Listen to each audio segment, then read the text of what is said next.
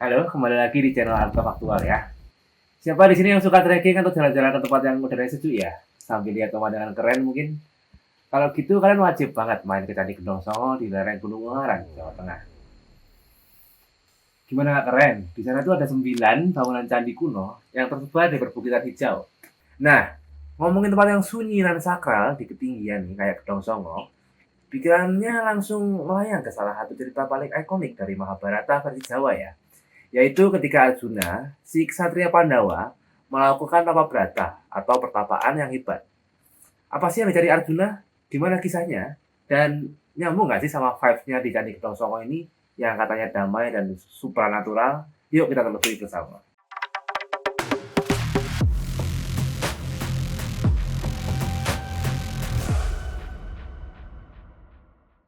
Oke, pertama kita kenalan dulu aja sama tuan rumah kita, yaitu Gedong Songo. Candi Gedong Songo itu artinya apa sih? Gedong Songo itu artinya 9 bangunan dalam bahasa Jawa. Kompleks pertanian Hindu ini diperkirakan dibangun sekitar abad ke-8 sampai ke-9 Masehi, yaitu di zaman kerajaan Mataram kuno, sejaman lah sama Candi Dieng. Lokasinya ada di Kabupaten Semarang, dan karena tersebar di beberapa bukit, kita perlu jalan kaki atau mungkin bisa juga naik kuda buat pindah dari satu candi ke candi lain. Itu kalau zaman dulu ya. Pemujaan utama di sini tampaknya didedikasikan untuk Dewa Siwa, yang terlihat dari banyaknya Linggayoni. Tapi, seperti di Hindu lainnya, mungkin juga ada pemujaan untuk dewa lain. Yang bikin spesial selain pemandangan yang juara adalah suasananya, yang selain tenang, sejuk, kadang berkabut, benar-benar tempat yang pas buat nyepi, merenung, atau mungkin mencari ketenangan batin dan juga inspirasi. Ditambah lagi, di dekat sini ada sumber air panas belerang alami, yang seringkali dianggap punya kekuatan penyembuhan atau kesucian. Nah, ketenangan dan lokasi di ketinggian inilah yang bikin Gedong Songo terasa klop banget sama konsep pertapaan dalam ajaran Hindu. Sekarang kita masuk ke cerita Arjuna. Ini salah satu episode paling terkenal yang diabadikan dalam Kakawin Arjuna Wiwaha, karya sastra Jawa kuno dari abad ke-11. Jadi, ceritanya menjelang perang besar Baratayuda melawan Kurawa, para Pandawa sadar mereka butuh kekuatan tambahan. Arjuna sebagai ksatria andalan ditugaskan untuk bertapa memohon senjata sakti kepada Dewa Siwa. Lokasi tapanya di mana?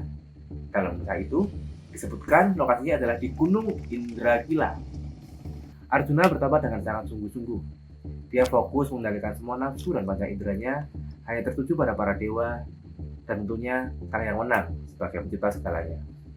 Pertapaannya begitu hebat sampai sinarnya mengganggu kayangan. Dengan kata lain, menggetarkan langit. Khawatir atau mungkin mau menguji, Dewa Indra kemudian mengirim 7 bidadari paling cantik, termasuk Supraba dan Tilotama, untuk menggoda Arjuna. Mereka menari, bernyanyi, merayu dengan segala cara. Tapi Arjuna tetap mempertahankan kepala dinginnya, imannya yang kokoh, serta fokusnya yang tidak tergoyahkan sedikit pun, sehingga para bidadari gagal total dan balik lagi ke kayangan dengan tangan hampa. Melihat keteguhan Arjuna, Dewa Siwa akhirnya turun tangan langsung. Tapi nggak langsung ngasih hadiah ya. Dewa Siwa menyamar dari seorang pemburu. Atau dalam naskah ini disebut sebagai Kirata, yaitu suku pemburu yang tinggal di gunung yang penampilannya agak kasar.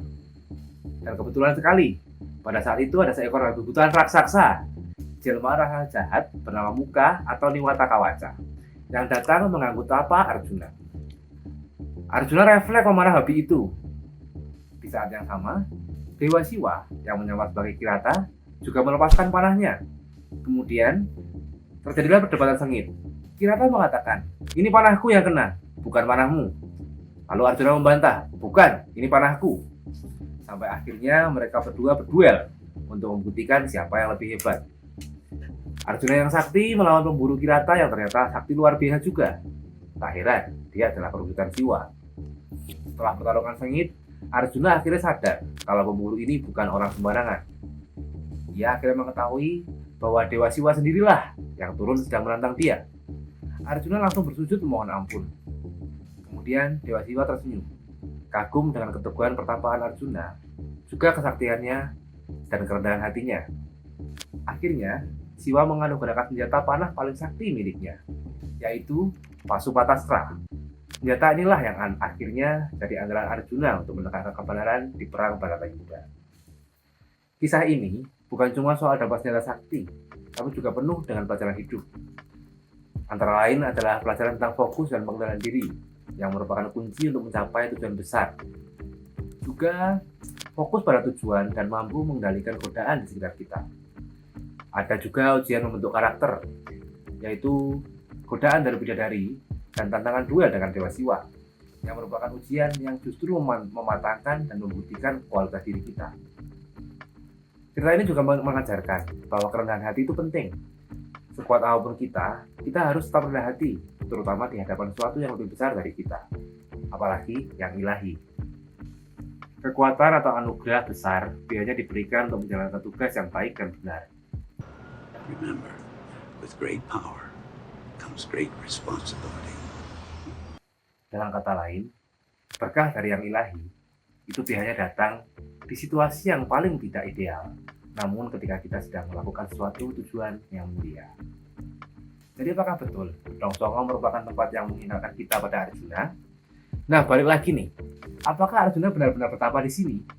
Secara arkeologis atau teks kuno, tidak ada bukti kuat yang bilang begitu. Kisah Arjuna Wiwaha sendiri usianya lebih muda dari candi ini. Tapi, coba dirasakan suasananya. Ketinggian, ketenangan alamnya, pemandangannya yang bikin kita merasa kecil di hadapan semesta, serta jejak-jejak spiritualitas Hindu yang kental.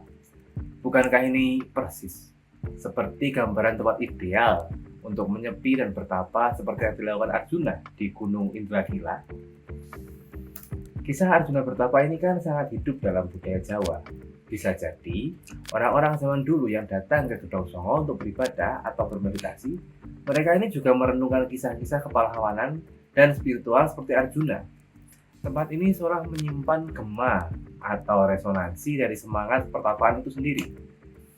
Sehingga mengunjungi Gedong Songo hari ini, selain dapat menikmati keindahannya, bisa jadi cara kita untuk merasakan aura spiritualitas, ketenangan, dan mungkin sedikit semangat perjuangan Arjuna dalam mencari pencerahan atau kekuatan batin. Jadi kesimpulannya, Candi Gedong Songo adalah kompleks candi Hindu luar biasa di lereng Gunung Ungaran yang menawarkan keindahan alam dan ketenangan spiritual. Sementara, kisah Arjuna sendiri tentang pertapaannya adalah cerita epik dari kahanan sastra Jawa kuno tentang pencarian kekuatan melalui fokus dan pengendalian diri. Meskipun tidak ada hubungan secara langsung, suasana Gedong Songo sangat mendukung kita untuk membayangkan atau merenungkan kisah-kisah pertapaan agung seperti yang dilakukan Arjuna. Keduanya sama-sama mengingatkan kita pada pencarian makna dan kedekatan dengan yang ilahi.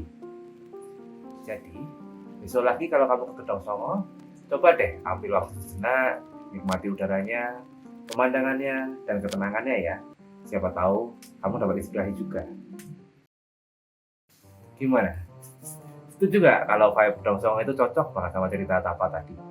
Atau kalian punya cerita atau legenda lain tentang Candi Gedong Songo? Share di kolom komentar ya. Jangan lupa like, share, dan subscribe channel ini untuk cerita sejarah dan budaya lainnya. Terima kasih, sampai jumpa.